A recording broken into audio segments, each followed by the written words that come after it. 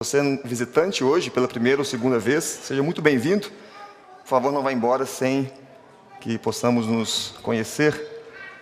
Todos os dias, todos os domingos, depois do culto, nós temos uma cantina missionária lá no basement. Hoje, especialmente, temos uma esfirra, chamada Esfirra Nassar, não é? Da mãe do Denis. Dizem que é boa. Então, nos encontramos. Receita de família, não é? Então, nos encontramos lá embaixo. O pastor Jaime está desfrutando de um final de semana estendido de descanso, mas no dia 20, terça-feira, ele já viaja para a África, Guiné Equatorial, pela Samaritan's Purse. Então, é um motivo também de estarmos em oração por essa viagem dele. Abra, por favor, a sua Bíblia em Efésios, capítulo 6, versículos 6 a 9. Desculpa, 5 a 9.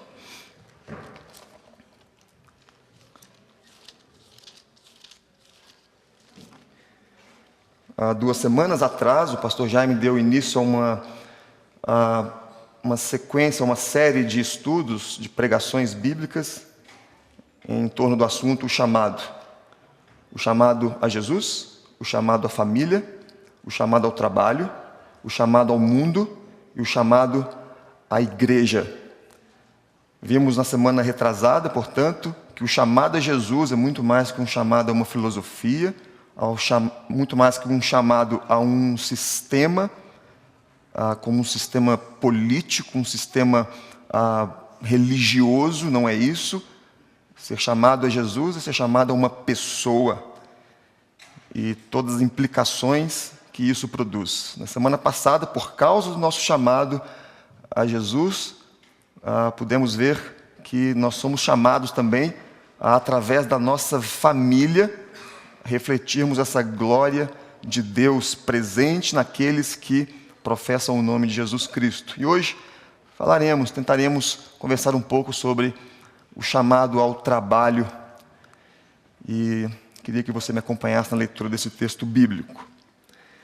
Diz assim, a partir do versículo 5: Quanto a vós outros, servos, obedecei a vosso Senhor segundo a carne, com o temor e tremor, na sinceridade do vosso coração, como a Cristo. Não servindo à vista como para agradar a homens, mas como servos de Cristo, fazendo de coração a vontade de Deus. Servindo de boa vontade como ao Senhor e não como a homens. Certos de que cada um, se fizer alguma coisa boa, receberá isso outra vez do Senhor, quer seja servo, quer livre. E vós, senhores, de igual modo, procedei para com eles, deixando as ameaças, sabendo que o Senhor, tanto deles como vosso, está nos céus e que para com ele não há acepção de pessoas. Vamos orar mais uma vez. Deus amado, tua palavra lida e será agora pregada e clamamos pela interferência santa do teu Espírito, abrindo o nosso entendimento para que não só ouçamos, mas possamos trazê-la para o nosso coração.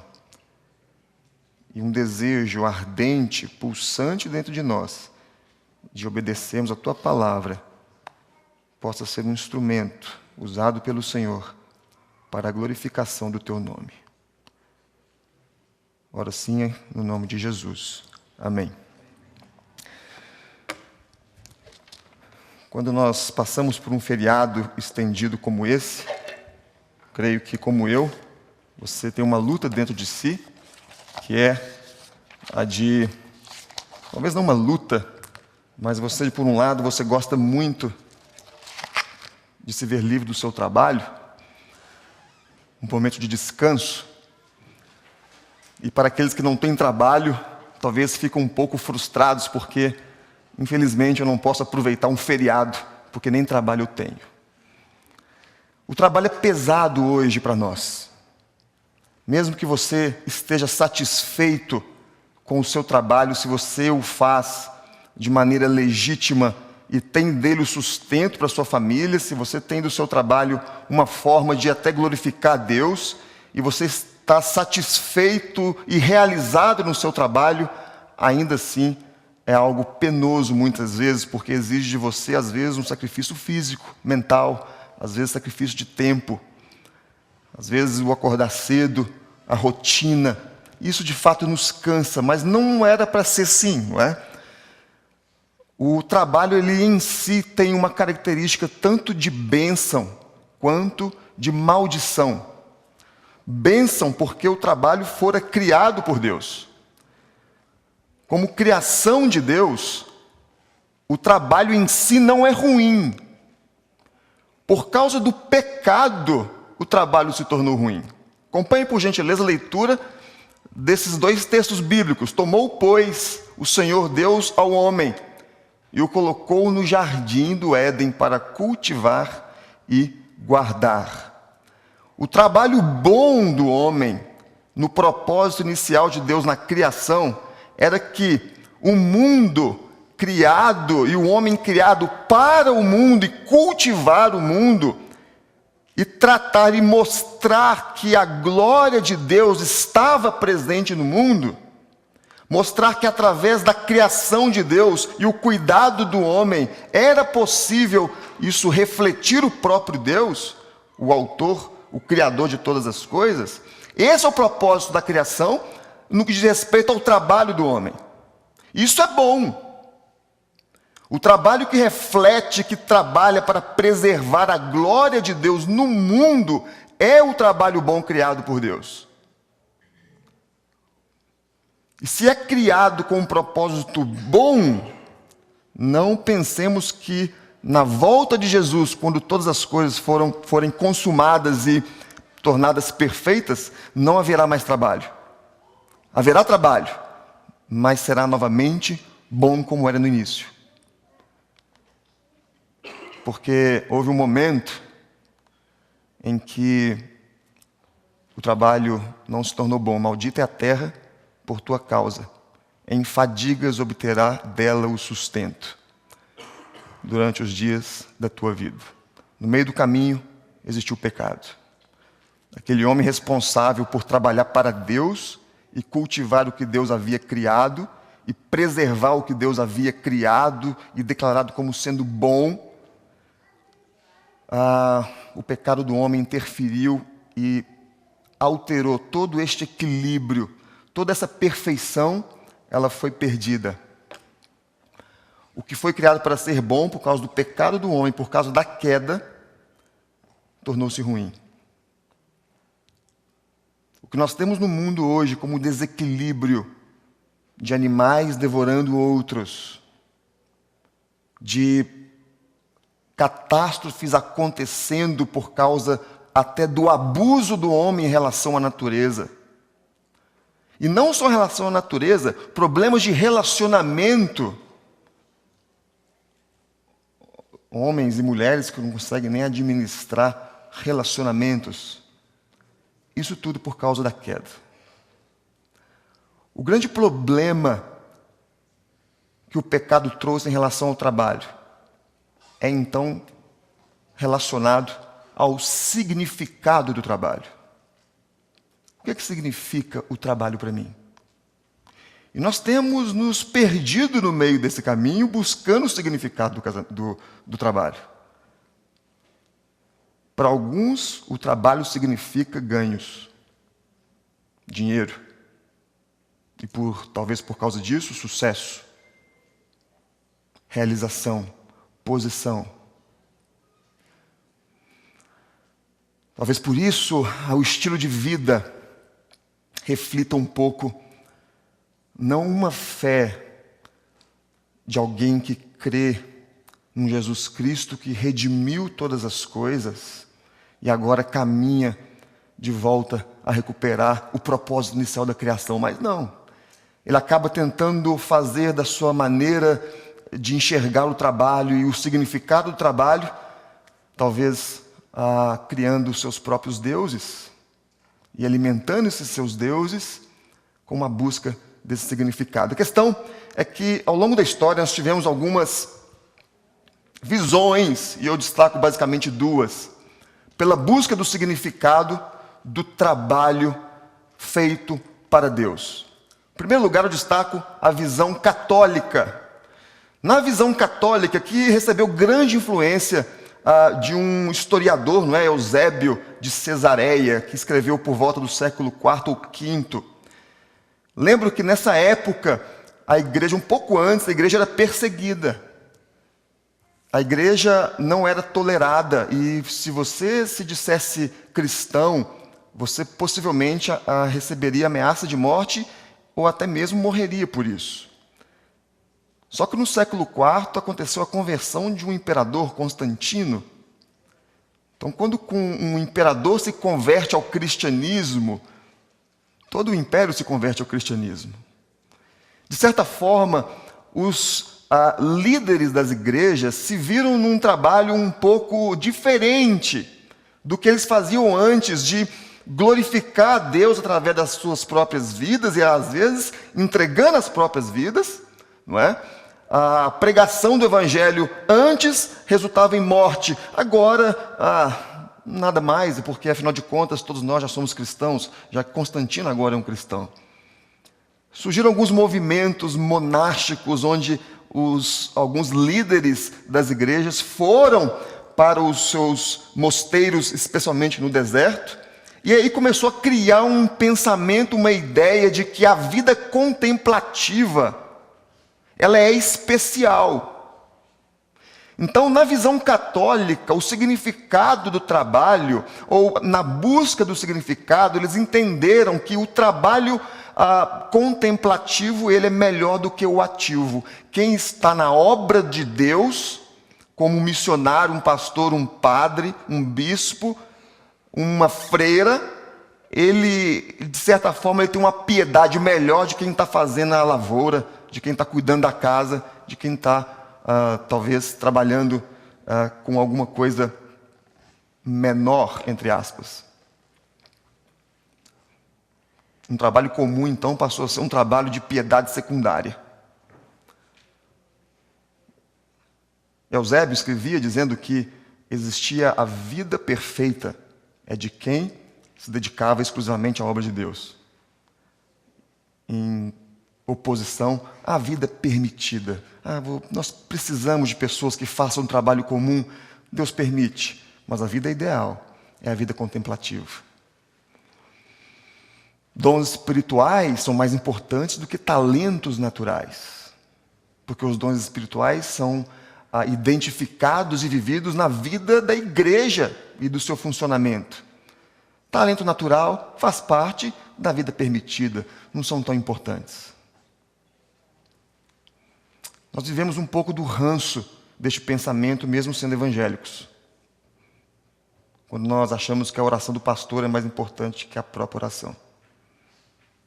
Quando nós achamos que trabalho importante é de quem está dedicado exclusivamente à igreja.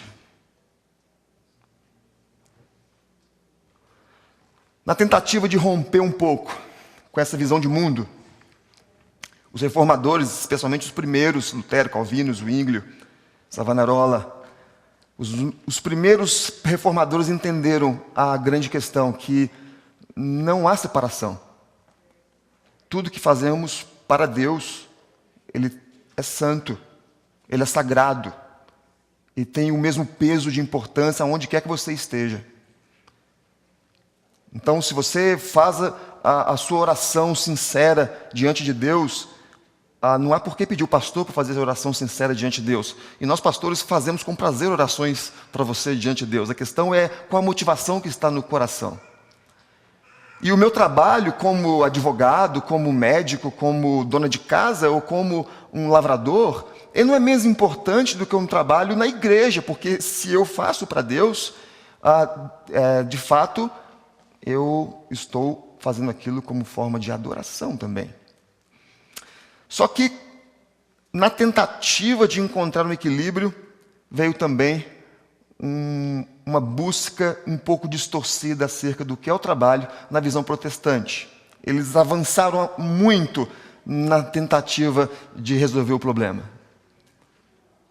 1 Pedro 2,9 diz: vós sois sacerdócio real, ou seja, todo mundo é um sacerdote diante de Deus. Só que transformaram isso em eu sou livre para fazer de tudo que eu faço, quero, desejo, santo e sagrado. Então, enquanto que na visão católica a vida perfeita e a vida permitida entravam em conflito, para a visão protestante, a vida secular ela é exatamente igual à vida espiritual. Percebe que é muito sutil isso. Porque uma coisa é você afirmar que no meu dia a dia, tudo que eu faço para Deus. A outra coisa é você falar que qualquer emprego que eu tenho, qualquer trabalho que eu faço, ele é espiritual e sagrado. Daí o problema, porque eles colocaram em mesmo pé de igualdade qualquer trabalho e qualquer vocação, ou todo trabalho é uma vocação por si só. Eles foram de um extremo ao outro, ao ponto de dizer que trabalho é sagrado. Henry Ford, o fundador das indústrias Ford, não é, do carro, enfim, ele disse que o trabalho, tem uma frase dele que diz que o trabalho é a salvação do homem, física, emocional e socialmente. Na busca desse significado perdido, eu posso trabalhar em tudo e colocar qualquer significado no meu trabalho, porque ele por si só, ele será sagrado. Será? Será que aquele significado que na verdade é mais uma futilidade sendo alimentada? Porque, na verdade, o que importa para mim é o dinheiro no final do mês. E o que eu posso ter com esse dinheiro? E nós achamos que glorificar a Deus é tão somente ganhar muito, para poder o amigo que não é crente achar que isso revela a glória de Deus. Talvez um Deus com letra minúscula. Talvez os nossos falsos deuses de carreira, de posição social, esses que nós estamos servindo com esse falso significado de trabalho que muitas vezes nós temos. O verdadeiro significado do trabalho, meus irmãos, se ele foi perdido com a queda, com o pecado, ele só pode ser recuperado na redenção em Cristo Jesus. Nós somos curados dessa visão distorcida do significado do trabalho quando nós somos redimidos pelo sangue de Jesus. Criação, queda, redenção e consumação. Não fuja disso. Criados perfeitos, o pecado corrompeu. Jesus redimiu e vivemos agora num período em direção, uma era, uma dispensação em direção à consumação de todas as coisas, onde tudo será perfeito. Se nós, então,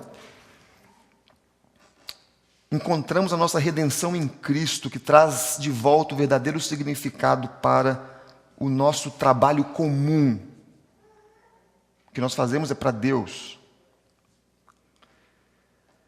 Nós temos que pensar aquilo que nos foi dito há algumas semanas, de que nós então fomos chamados para alguém, mesmo no nosso trabalho.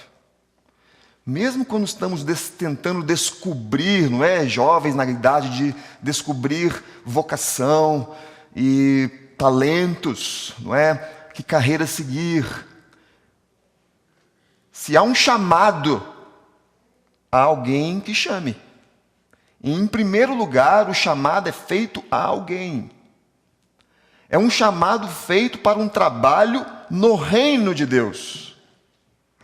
Independente do lugar, independente do tipo de trabalho, é um chamado a ser feito no reino. Trabalho ou trabalhador do reino não fica desempregado. Trabalhador do reino não se preocupa não se preocupa em resultado que não seja visto no próprio reino. Tem uma autora que escreve, chama Nora Watson. Ela escreve sobre vocação e sobre questões de business, não é? Administração. Ela diz que a maioria de nós, como operários de uma linha de montagem, tem empregos pequenos demais para o nosso espírito. Os cargos não são suficientemente grandes para as pessoas. Nós buscamos um cargo muito bom e nossa grande ambição é aquela de alcançarmos um cargo que nos dá um status, um tipo de trabalho, que às vezes não é só salário, dinheiro, mas é o que o trabalho nos dá, não é? Eu tenho alguns amigos no Brasil que o objetivo deles é trabalhar menos. Então é ganhar o mesmo tanto trabalhando menos. Eu não estou falando menos como aqui que nós temos um day off para cada 15 dias, ou talvez ter um home office, não é? E poder trabalhar em casa uma vez por semana. Não, é trabalhar de 2 a 5. Como magistrados, como promotores. Porque, na verdade, eles não querem não trabalhar. Eles querem fazer outras coisas no período de trabalho e continuar recebendo o mesmo. Será que se incluem trabalhadores do reino que são pessoas grandes demais para um cargo? Ou será que não é o inverso? Ou será que esse cargo está bom demais para essa pessoinha miserável que está ocupando esse cargo? A grande questão é que nós temos que sondar o nosso coração e nos perguntar a mesma coisa. Se quando nós estamos de fato trabalhando e talvez buscando, e não é pecado isso, você buscar uma melhora salarial, uma condição melhor, não é isso que nós estamos querendo conversar aqui hoje. A questão é, o significado para você, ele faz de você uma pessoa muito maior, porque é a pessoa que trabalha para o reino, ou você está sujeito a cargos e mais cargos, e aí a sua ambição não acaba nunca. Aí você acaba ficando muito inquieto e nunca está satisfeito, porque o cargo é sempre maior do que a pessoa. O trabalho é sempre melhor do que você. Nós somos muito pequenos para as nossas ambições, porque as nossas ambições, elas são, na verdade, fúteis diante da grandiosidade do que é o trabalhador do reino de Deus. Gente,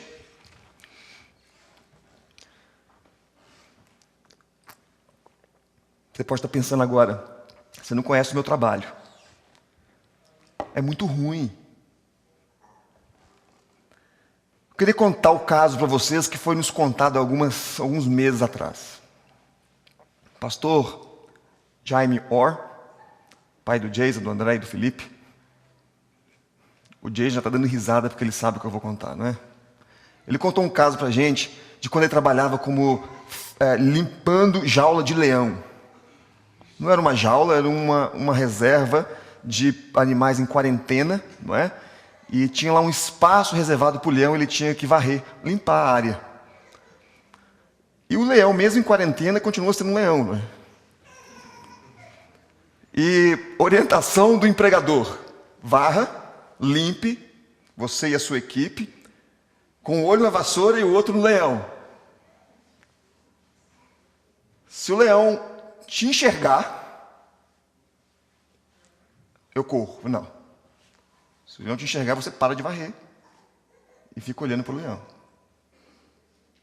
Se ele se distrair, você continua varrendo com o olho na vassoura e o outro no leão. Mas se o leão não se distrair e ele se assentar sobre as patas traseiras e ficar balançando o rabo de um lado para o outro, agora eu corro. Falei, não. Aí você vai se ajuntar, você e os seus amigos. Se o leão se distrair, você continua varrendo. Mas se o leão não se distrair e pular em você, avançar em você, logicamente você pensa, aí eu corro. Não, você grita. Quem quer um emprego desse? Onde se o leão pular em você, você grita. A questão do significado do trabalho não é pensarmos tão somente no que fazemos ou no resultado do que fazemos, mas para quem fazemos e por que fazemos. Então eu queria entrar no texto finalmente de Efésios. Esse texto ele tem algumas dificuldades iniciais, porque ele está falando de um relacionamento de escravos e senhores. Na verdade, naquela época, não é? Na época de Jesus, até muitos anos antes, o próprio povo judeu recebeu orientações específicas com relação à escravidão que existia, fazia parte das relações de trabalho a escravidão. Não é como nós muitas vezes conhecemos a nossa realidade brasileira e aqui do Ocidente, da América Latina e América do Norte, que foi especificamente a escravidão com o negro, índio, e depois com o negro, não é? Daquela forma que a gente aprendeu na escola, do chicote, do capataz, da senzala. Na época de Jesus e antes, para você ser escravo, basicamente o que acontecia? Seu país ele era conquistado. Você morava num lugar, você era nativo daquele lugar, e vinha um outro governante, um outro imperador, e invadia e tomava. Ou te matava, ou você ia como escravo. Pronto. Você então ia trabalhar na casa de alguém. Alguns estudiosos dizem que era em torno de 60 milhões de escravos aqui na época de Jesus. Era muita gente, e não era gente negra, índio, não, de toda cor. Tinham filósofos que eram escravos, pessoas, inclusive a educação de muitos senhores ou filhos da família dos senhores era realizada pelos escravos. Eles eram os educadores dos filhos dos seus senhores. Então, esse primeiro problema, e Paulo aqui não está interessado em acabar com a escravidão, até mesmo porque a igreja ela era muito pequena naquela época. E a questão da escravidão era um problema político, em que a igreja não teria força. Depois, também por influência católica e cristã, nós vimos aqui há 2 semanas, por exemplo, William Wilberforce, o grande responsável pela libertação dos escravos, especialmente os que vinham da África para a Europa e América. Se alguém acha que sabe alguma coisa sobre a abolição da escravatura, sem falar de William Wilberforce, é impossível. Então, por influência também cristã, isso ao longo da história foi acabando, mas aqui o que vale para nós é que era uma relação de trabalho. E eu acho que podemos tirar alguns ensinamentos aqui desse texto para aplicarmos para o nosso chamado ao trabalho. Acompanhem comigo, por favor, então, a leitura mais uma vez. Versículo 5 diz assim: quanto a vós outros servos, obedecei o vosso Senhor segundo a carne, com temor e tremor. Isso não é uma expressão que aparece só aqui em Efésios. O texto paralelo de Colossenses fala também a mesma coisa. Em outras oportunidades, Paulo chama atenção para a expressão temor e tremor, que mais ou menos quer dizer uma profunda reverência, levar a sério, respeito. E na aplicação para nós aqui, é no sentido de que, se eu faço para Deus, que tipo de referência que eu ponho no trabalho? Porque se eu faço para o meu chefe, e via de regra, chefe é chato, desculpe se você é chefe, não é?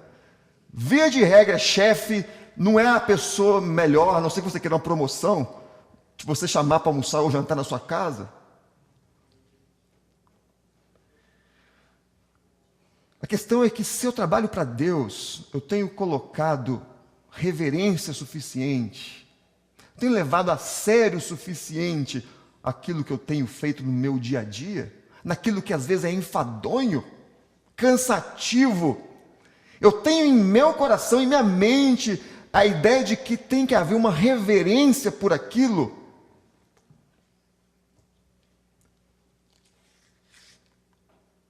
O texto continua no versículo 5 dizendo que tem que ser feito com sinceridade no coração. Originalmente a palavra é simplicidade, que dá a entender de integridade. Nós trabalhamos e recebemos nosso salário. O escravo não recebia nada, só um lugar para morar e comer. Às vezes, poderia receber um dinheiro a mais. Alguns dizem que poderia, por quê? Porque uma das formas de você ser liberto naquela época da escravidão, e Paulo fala isso em alguns lugares, dizendo, se tiver oportunidade, o faça, procure ser livre. Era ou você pagando por isso, uma enorme quantia em dinheiro.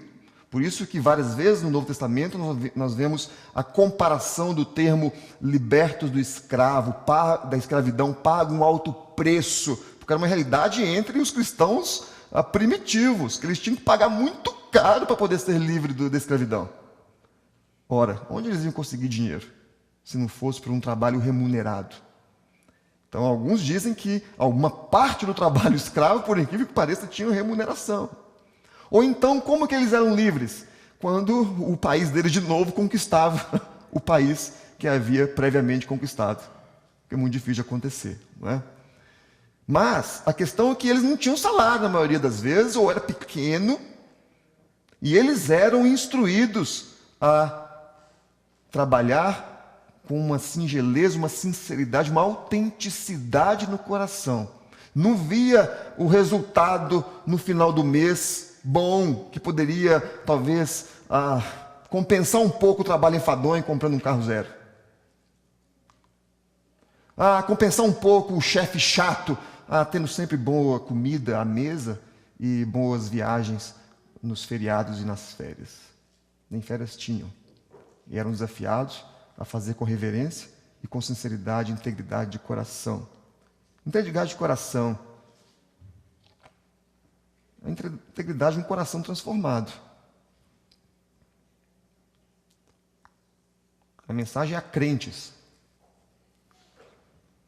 Integridade de coração é você colocar naquele seu trabalho a ideia de que eu tenho que dar ou me esforçar o possível, o máximo, eu tenho que me entregar e me sacrificar aqui.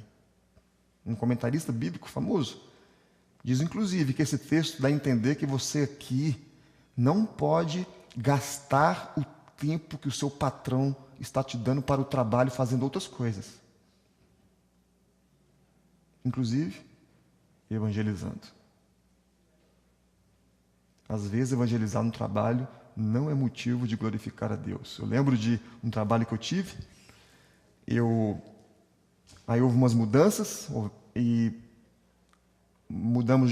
a nossa gerente mudou. Então, toda uma equipe e mais outros trabalhadores foram para debaixo de uma gerente específica, e a senhora, ela era crente, e acabou que juntaram ali 4 pessoas crentes na mesma equipe, e nós falamos, ótimo, então nós temos agora o mesmo horário de almoço, os mesmos intervalos, vamos fazer o seguinte, vamos estudar a Bíblia na hora do almoço? Todo mundo, ótimo. Éramos 4 crentes e cerca de 8 ou 9 não crentes. E toda hora do almoço a gente estudava a Bíblia e orava, e às vezes convidava uma pessoa ou outra. Só que passados um mês e meio, a gente começou a chegar a 10 minutos, 5 minutos mais tarde depois do almoço. Porque ficávamos orando na Bíblia. E a nossa gerente, ela é crente, ela vai entender. Mas os 8 e 9, que não eram crentes, eles olhavam para nós e falavam, mas eles estão chegando 10 minutos mais tarde do que eu.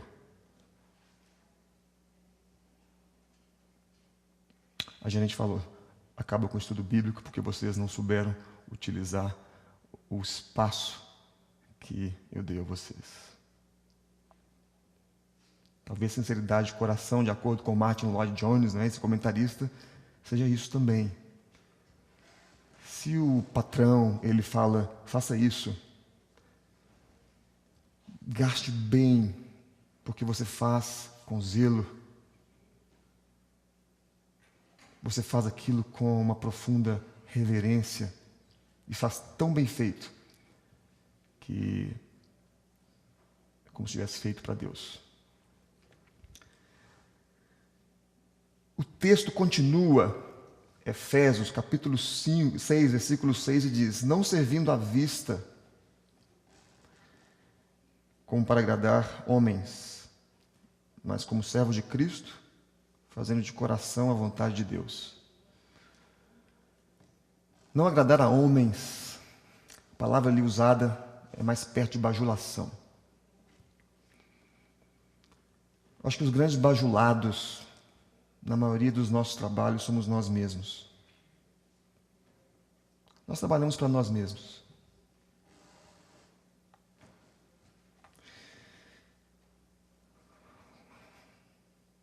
Tudo nós fazemos para nós mesmos, em primeiro lugar.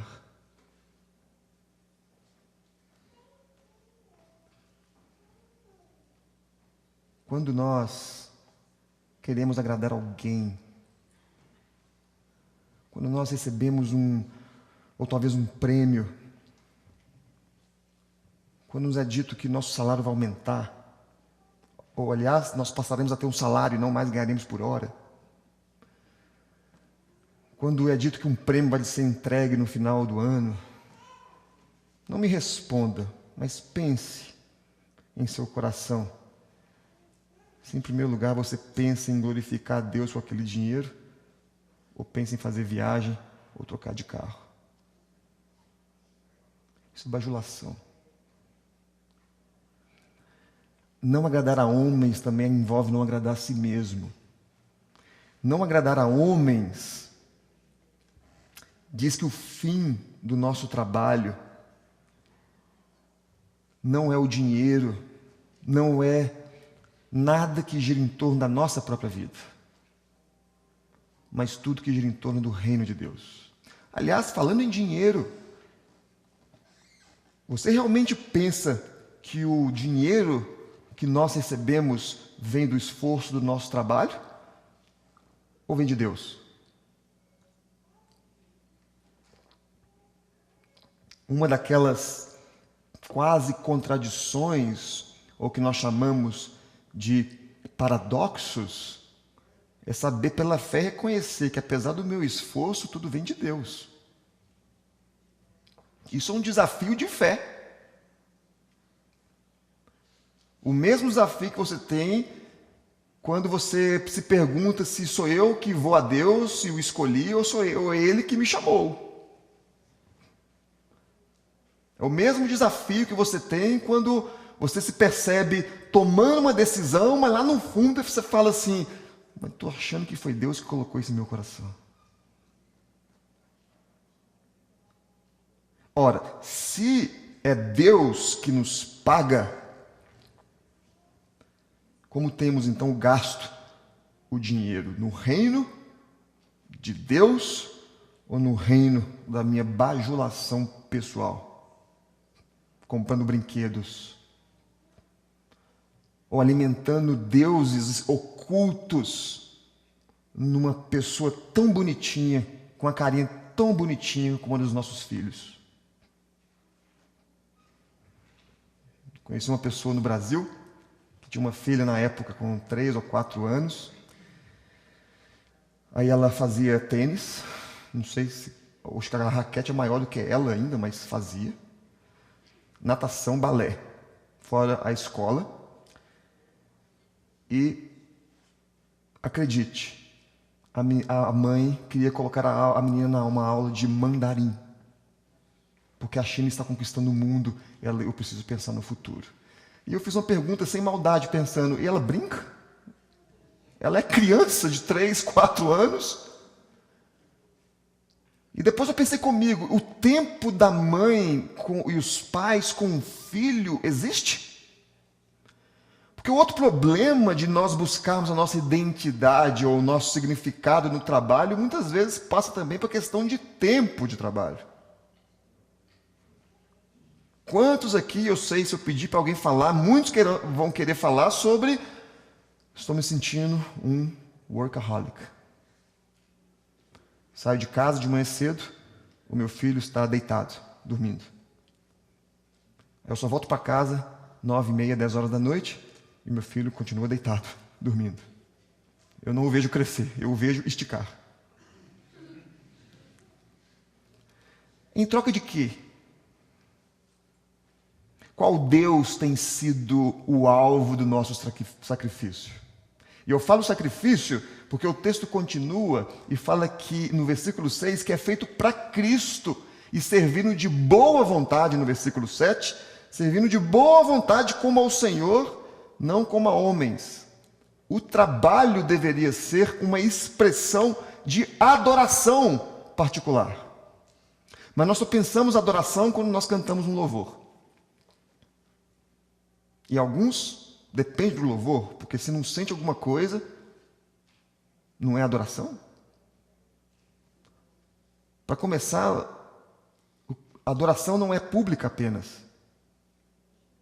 Algumas coisas cabem na adoração pública, algumas coisas cabem na adoração particular. A entrega do dízimo é adoração. Cabe na adoração pública. Aliás, a nossa cantina missionária, não é dízimo. É uma oferta missionária. Muitos de nós têm feito confusão e têm pensado, já que eu tenho dado vintão lá embaixo toda semana, vintão vezes 4, $80 a menos aqui no meu dízimo. Algumas coisas na minha adoração particular. O relatório geológico que você faz não precisa ser trazido ao público na nossa adoração. Mas é adoração no seu trabalho. Se você faz para Deus em reverência.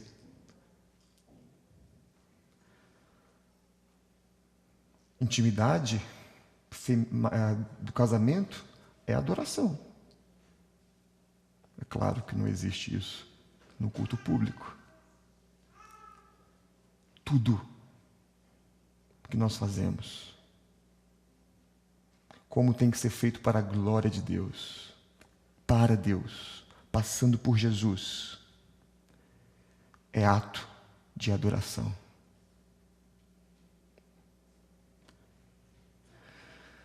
Aí você começa a pensar, poxa, mas varrer o chão. Depois as minhas 2 filhas têm torrado um vinho inteiro de suco. Voluntariamente. É adoração.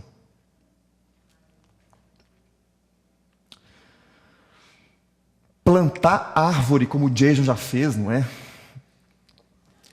Para ganhar 200 por semana. Que família abençoada, hein, Or?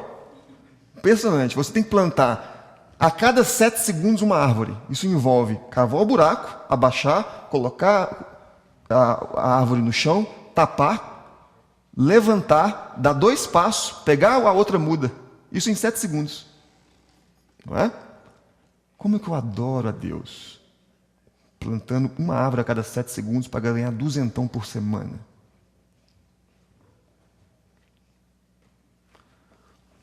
Lembro de John Coltrane. Quem gosta de jazz e nunca ouviu falar de John Coltrane, não gosta de jazz. Não estou certo, Denis? Não estou certo. Eu gosto de jazz. Quem é John Coltrane? Você não gosta de jazz. Viveu no século passado, nasceu mais ou menos em 1920, morreu em 1960 e poucos. Envolvido com drogas e álcool. No fundo do poço encontrou Jesus e se converteu ao cristianismo. Gravou um álbum, A Love Supreme, numa de suas apresentações. Dizem perfeitas. Ele era saxofonista. Dizem que ele não só influenciou o jazz, mas toda a música. Após uma apresentação perfeita, ele deixa o saxofone de lado e usa uma expressão em latim.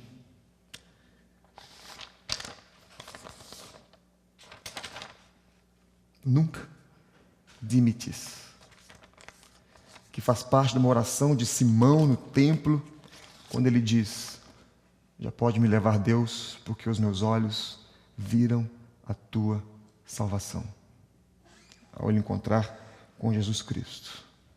Mas como com uma pessoa que faz um trabalho corriqueiro, como que um homem que tocava 12 horas por dia treinando para depois se apresentar, ele poderia cometer a blasfêmia de dizer que os seus olhos contemplaram a salvação? Versículo 8 diz: certo de que cada um, se fizer alguma coisa boa, receberá isso outra vez do Senhor, quer seja servo, quer livre.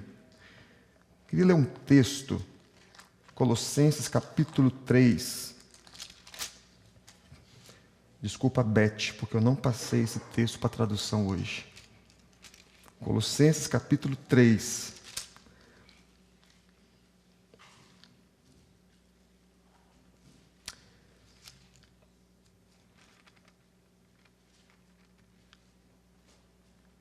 No versículo 24 diz: cientes de que recebereis do Senhor a recompensa da herança, a Cristo, o Senhor, é quem estáis servindo. É o texto paralelo de Colossenses. E Mateus, capítulo 7, no versículo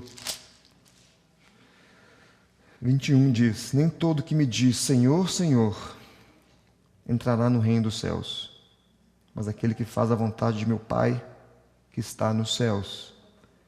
Muitos naquele dia hão de dizer-me: Senhor, Senhor, porventura não temos nós profetizado em Teu nome, e em Teu nome não expelimos demônios, e em Teu nome não fizemos muitos milagres? Então lhes direi explicitamente: nunca vos conheci. Apartai-vos de mim, os que praticais a iniquidade.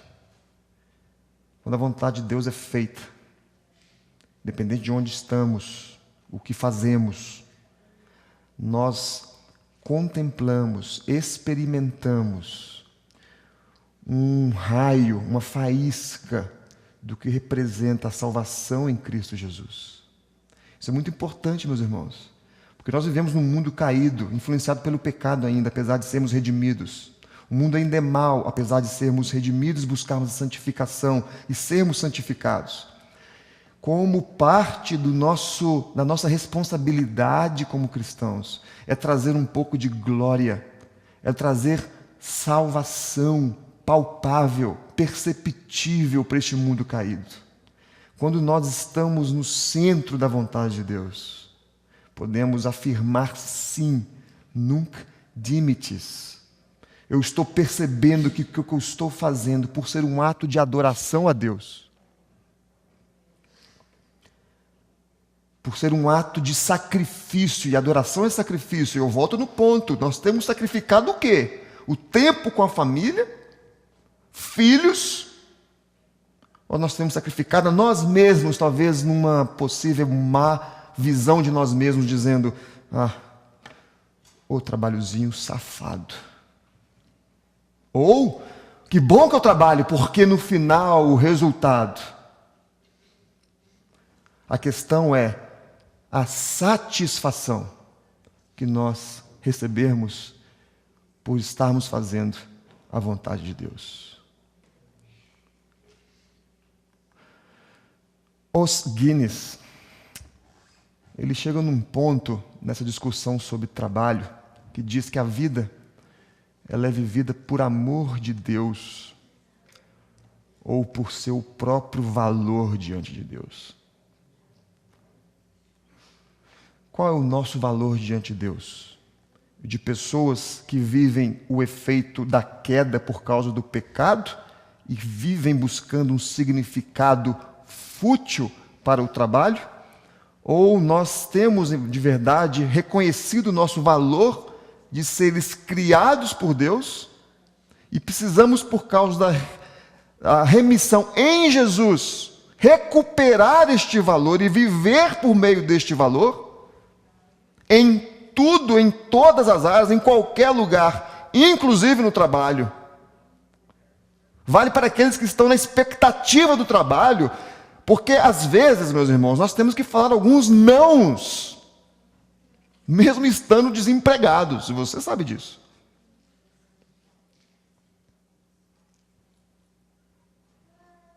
Será que nós estamos vivendo de acordo com essa nossa natureza redimida? E nós vivemos por amor de Deus e pelo nosso próprio valor? A satisfação intrínseca tem mais peso do que as recompensas externas, tais como pagamento, promoções e reconhecimento. Satisfação, meus irmãos, é aquilo que você fala: parei de procurar.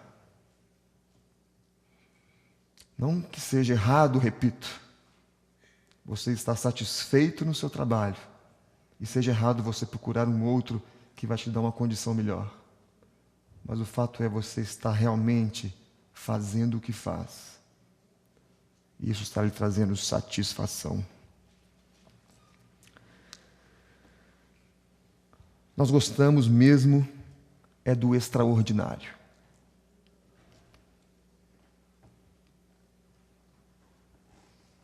Pedro, enquanto discípulo, andou por sobre as águas para encontrar Jesus.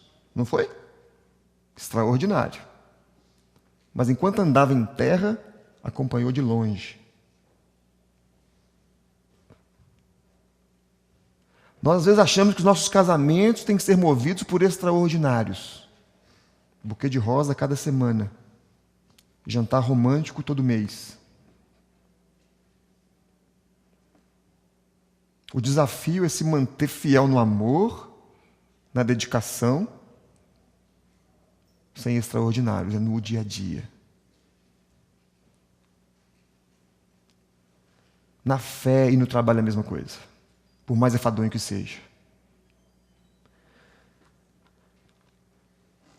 É o desafio do ordinário.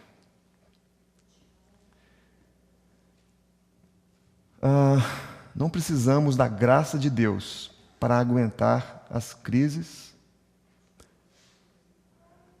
Aqui eu não compartilho da visão de Oswald Chambers, mas só nesse ponto, eu acredito que a graça de Deus envolve completamente todo o nosso ser.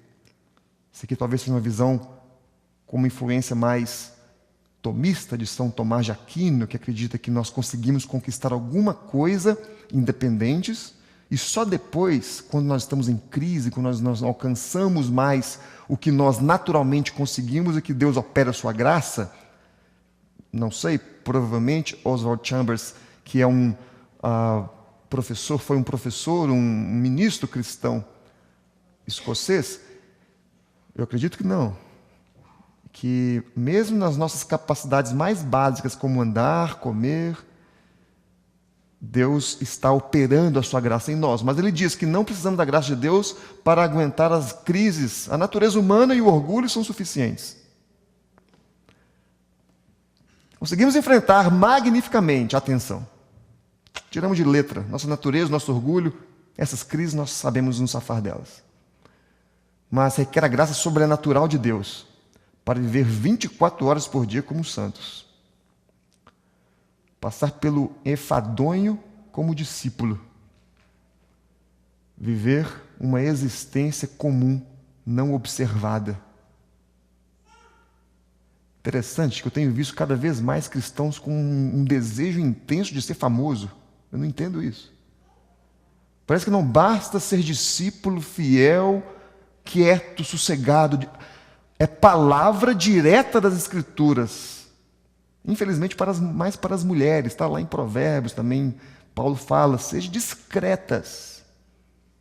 Mas para homens também a discrição é característica cristã. E tem um tanto de gente querendo ser famoso, conhecido, reconhecido.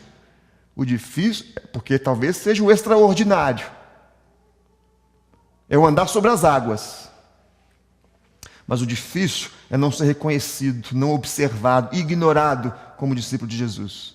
Está nato em nós fazermos coisas excepcionais para Deus. Mas não é disso que precisamos. Como disse C.S. Lewis, permissão ao pastor Jaime, que tem direitos autorais para falar C.S. Lewis. que diz que milagres são para principiantes. Quem depende da sua fé de milagre em milagre precisa viver 24 horas o ordinário, na fé. Temos que ser excepcionais nas coisas mais comuns, com um trabalho que às vezes é muito pequeno para o tamanho que nós somos. Mas quando é feito para a glória de Deus.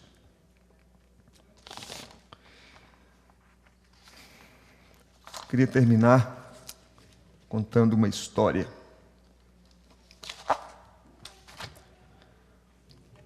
Se temos algum irlandês aqui, você vai conhecer a foto desse cidadão que se chama Daniel O'Connell. Ele é considerado o chamado o libertador, o emancipador. Católico, participou no século passado da grande libertação católica na Irlanda e responsável por colocar os católicos como parte do parlamento de Westminster. Não é? É um homem da história da Irlanda, não sei se atualmente, mas certamente já estampou as notas de 20 libras da Irlanda. É um personagem, uma figura política na Irlanda. No século XIX, enquanto os duelos ainda eram permitidos entre os cidadãos comuns, aquele que você saca uma pistola e tem direito a um tiro, e o seu adversário tem direito a um tiro. Quem matar o outro ganha. Ele foi desafiado por um homem chamado John de Terre. Ele era um candidato a xerife de Dublin, na Irlanda, e por causa de questões políticas ele foi desafiado. Daniel O'Connell foi desafiado, e também por questões políticas, mesmo não querendo, ele aceitou o desafio. Era um péssimo atirador, enquanto que o outro, candidato a xerife, não é? Excelente, exímio atirador. Só que ele era 2 vezes o tamanho do seu adversário, e quando a oportunidade foi dada a John de Terre de atirar primeiro, ele atirou no chão. E Daniel sacou a pistola, propositalmente atirou para baixo, mas como ele é muito alto, o tiro pegou na virilha do seu oponente e ele veio a morrer. A esposa de John de Terre era Jane de Terre, e ela recebeu a visita de Daniel, e ele ajudou ela todos os anos, os filhos, com uma quantia significativa em dinheiro. Ficou muito arrependido. Diz a história que ele comungava na Igreja Católica com uma luva negra nas mãos, como forma de luto pelo que ele havia feito, né? O que a política o levou a fazer. Mas essa jovem viúva de menos de 30 anos se viu desesperada pela perda do marido e sozinha num país em mudanças. E uma vez, ela, diante de um rio, ela pensou no pior, que seria o suicídio. E já vinha alimentando isso no coração. E enquanto esse pensamento tomava conta da sua mente, ela levantou os olhos, do outro lado do rio, ela enxergou um lavrador, mais ou menos da sua idade, e trabalhava fazendo sulcos na terra. Mas o que chamou a atenção é que ela observou por alguns minutos e percebeu que ele fazia um trabalho completamente alheio a qualquer coisa, tanto a ela quanto a qualquer outra coisa.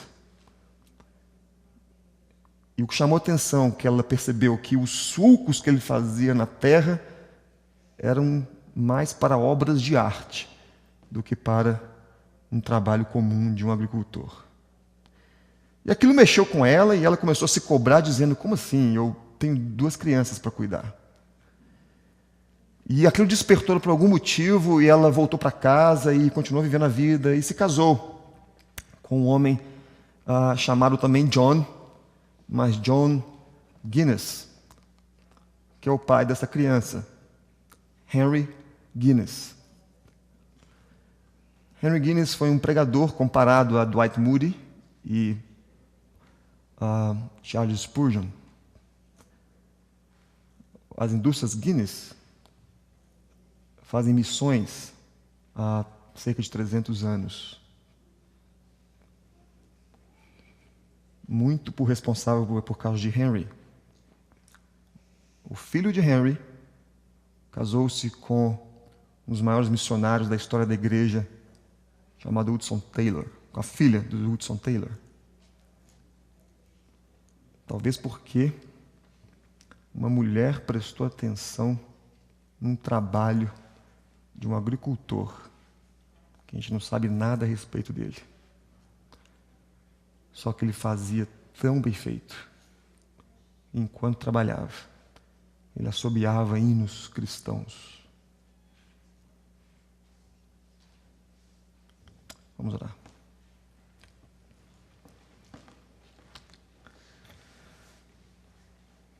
Senhor, nosso Deus e nosso Pai, somos desafiados na nossa fé todos os dias. Somos desafiados a glorificar o Teu nome nas grandes coisas, mas principalmente nas pequenas, nas corriqueiras, nas ordinárias. Pedimos perdão se temos falhado em Te glorificar nas pequenas. Talvez porque sejamos ainda imaturos e só percebemos a oportunidade quando estamos diante do extraordinário.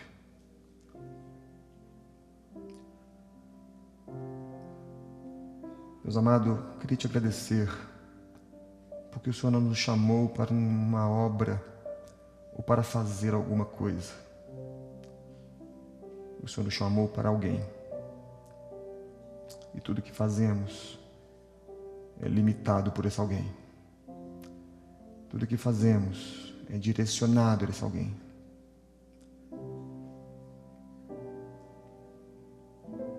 Deus amado, nós sabemos que, ao mesmo tempo que a força não está em nós, mas está no Teu Espírito, para em tudo que fazemos no nosso trabalho, seja ele profissional, ou seja ele tão simples, como cuidar de uma casa, de uma criança,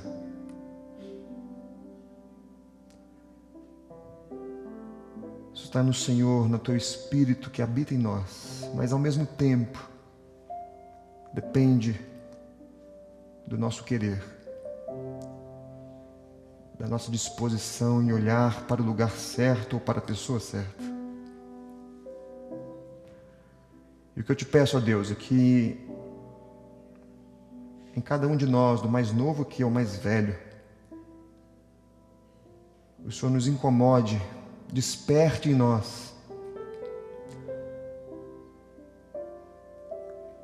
mova-nos nessa difícil, mas desafiante e satisfatória tarefa de fazermos tudo, absolutamente tudo para o Senhor. Te agradeço, Deus, porque nós somos trabalhadores do reino, mordomos, cuidamos daquilo que o Senhor criou.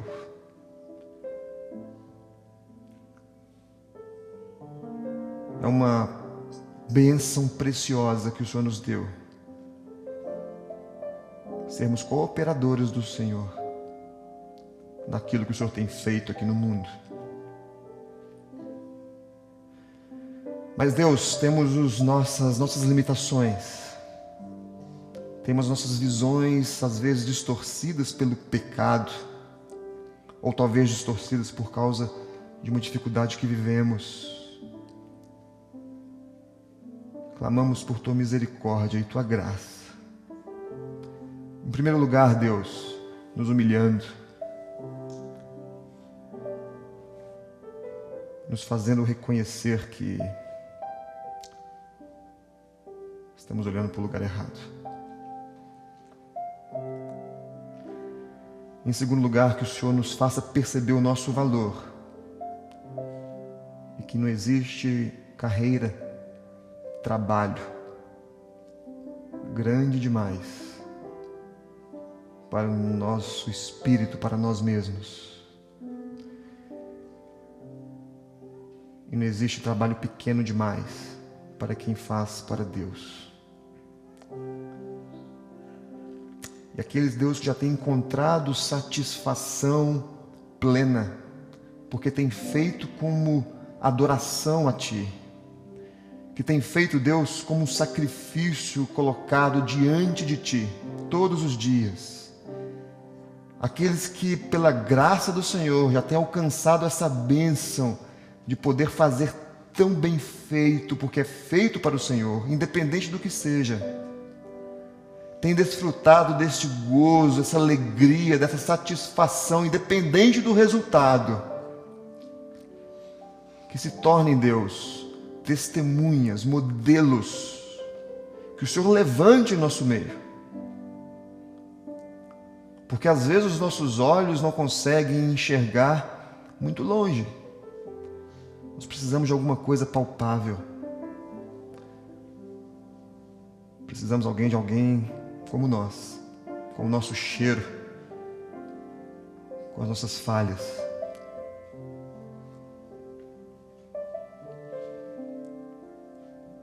Deus amado, eu te peço que o Senhor trabalhe em nossos corações. Deus, eu dou a Ti liberdade, falo por mim, que o Senhor trabalhe em meu coração.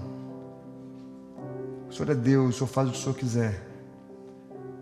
O Senhor feche portas, abra outras, mas que o Senhor possa dar a mim plena satisfação no que eu faço, desde que eu faça como adoração a Ti. Esse é o verdadeiro significado, Deus, do nosso trabalho. Fazer para Cristo, como forma de glorificar o Senhor. Faz isso, Deus. Nós pedimos no nome de Jesus Cristo. Deus amado, faz isso, porque cremos que assim o Teu nome pode ser glorificado. Faz isso, Deus. Que o amor de Deus Pai, que nos move, que abre e fecha portas, mas que, mais do que tudo, nos dá uma identidade e um significado em Cristo Jesus. Que este amor, que mostra o nosso valor, juntamente com a maravilhosa graça de Jesus Cristo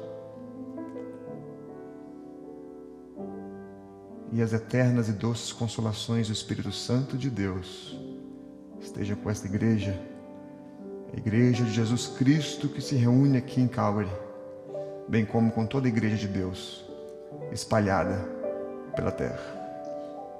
Oramos assim em nome de Jesus. Amém. Deus te abençoe, uma boa semana, te encontro lá embaixo por café, aliás, pela cantina missionária. Deus abençoe.